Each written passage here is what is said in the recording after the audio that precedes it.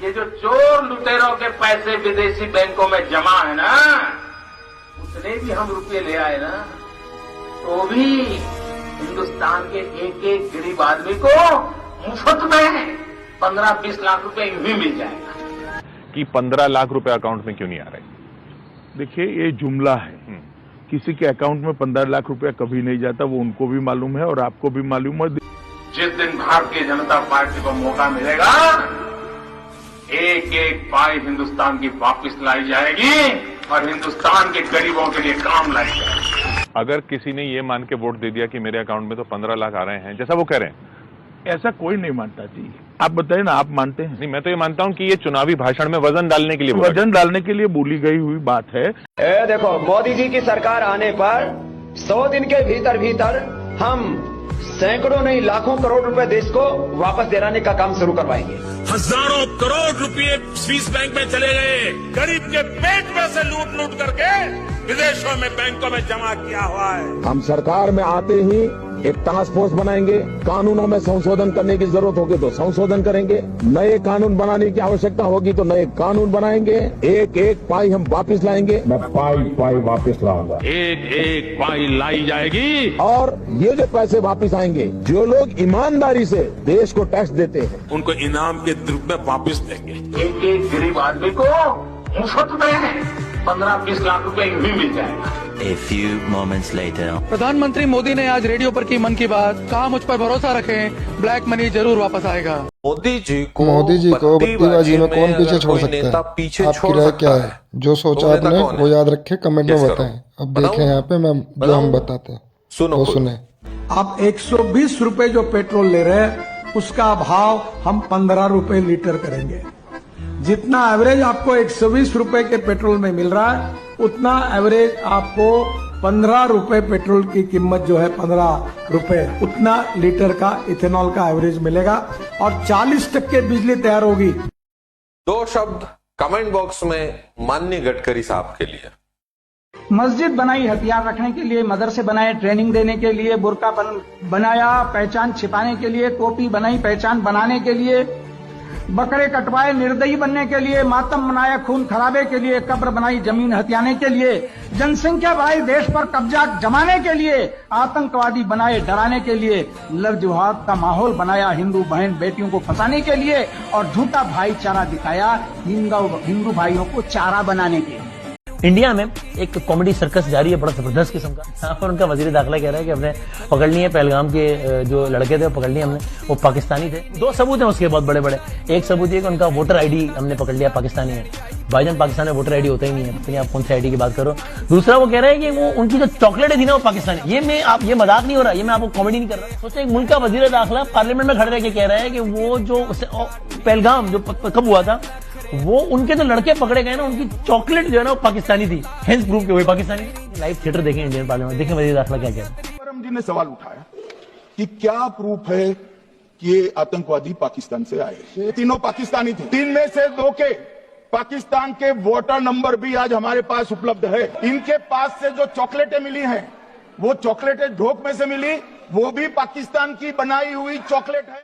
Uncle, आप chocolate खाओ, made in India chocolate खाओ, और आप यकीन करो पाकिस्तान में अभी हमारे है ही नहीं वोटर आईडी को, चक्कर ही कोई नहीं है, ऐसा है नहीं कोई। ये पागल हो गए, क्या हो गया, बिल्कुल ही कोई दिमाग खराब हो गया है। मोदी ने कभी अपने लिए घर नहीं बनाया, लेकिन बीते 10 वर्षों में 8,400 करोड़ का लग्जरी हवाई जहाज लिया, 2,700 करोड़ का बंगला बनाया, 12 करोड़ की गाड़ी ली, 30,000 रुपए किलो की मशरूम खाई, 10 लाख का सूट पहना, 1,40,000 का चश्मा पहना, 1,50,000 का लग्जरी पेन रखा, और मशहूर ब्रांड मोवाडो की घड़ियां पहनी, जिनकी कीमत 1,50,000 रुपए तक की होती है। बाकी हर इवेंट पर लाखों के कपड़े और हवाबाजी के लिए महंगे शौक भी नरेंद्र मोदी के ही है, जो कि जनता के टैक्स के पैसों से ही पूरे होते हैं। भारत सरकार ने घोषित किया है, स्वयं भारत सरकार ने घोषित किया है कि पूरे विश्व में बीफ एक्सपोर्ट में हिंदुस्तान नंबर 1 है। किन चीजों के लिए गर्व किया जा रहा है? भाइयों बहनों, आपका कलेजा रो रहा है कि नहीं मुझे मालूम नहीं, मेरा कलेजा चिप चिप करके पुकार रहा है।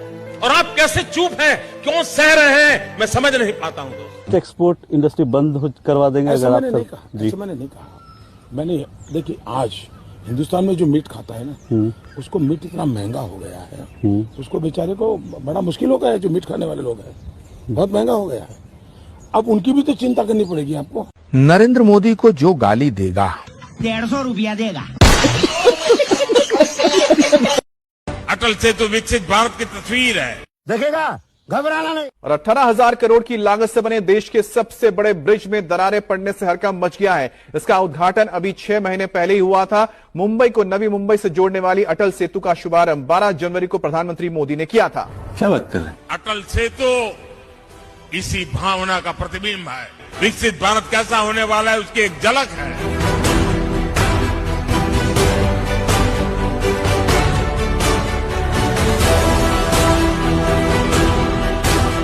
आज जो कोई अटल सेतु को देख रहा है वो गौरव से भर उठता है। वाह मोदी जी, वाह वाह। आलोचना मेरी कोई करना नहीं, मेरे खिलाफ कुछ भी कहना नहीं। किसानों पर मैं चाहे लाठी पड़वाऊं, अडानी संग यारों मैं दोस्ती निभाऊं। घूम घूम के दिन भर बस मैं फोटो खिंचाऊं, मणिपुर का नाम है तो मुंह छुपाऊं। गरीबों को देता जाऊं महंगाई की चोट, ईवीएम से सरकार बनाऊं बाहर में जाए वोट। मुझे कोई रोके नहीं, मुझे कोई टोके नहीं, कोई साथी ऐसा नहीं जिससे दिए धोखे नहीं। मंदिर मस्जिद करके असली मुद्दे भुलाऊं, झूठे वादे करके जनता को मैं बहकाऊं। सब कुछ बेचू चाहे भेल या फिर गेल, जनता को मैं मूर्ख समझू, समझे ना मेरा खेल। मैं चाहे ये करूं, मैं चाहे वो करूं, मेरी मर्जी चलने दूंगा।